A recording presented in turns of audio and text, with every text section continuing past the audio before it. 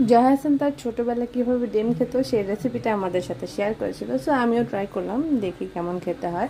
তো প্রথমে ডিম সিদ্ধর উপরে আমি চাট মশলা দিয়ে দিলাম, তারপর ঘরে যে সস অ্যাভেলেবেল ছিল সেটা দিলাম, তারপর এর উপরটা একটু ছড়িয়ে নিলাম।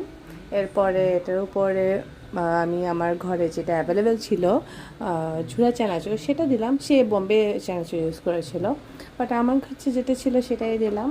এর উপরে আরেকটু চাট মশলা দিয়ে সবাই খেলাম, আমার বাচ্চারাও খুব পছন্দ করেছে। মোটামুটি ছিল, আহামরি না, যেরকম তারা অনেকে ওয়াও বলেছে। একটু ডিফারেন্ট ছিল টেস্টটা, আপনারা ট্রাই করে দেখতে পারেন।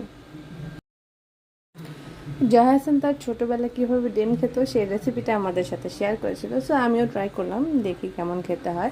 তো প্রথমে ডিম সিদ্ধর উপরে আমি চাট মশলা দিয়ে দিলাম, তারপর ঘরে যে সস অ্যাভেলেবেল ছিল সেটা দিলাম, তারপর এর উপরটা একটু ছড়িয়ে নিলাম।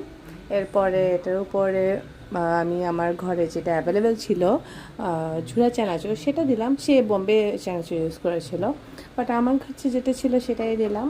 এর উপরে আরেকটু চাট মশলা দিয়ে সবাই খেলাম, আমার বাচ্চারাও খুব পছন্দ করেছে। মোটামুটি ছিল, আহামরি না, যেরকম তারা অনেকে ওয়াও বলেছে। একটু ডিফারেন্ট ছিল টেস্টটা, আপনারা ট্রাই করে দেখতে পারেন।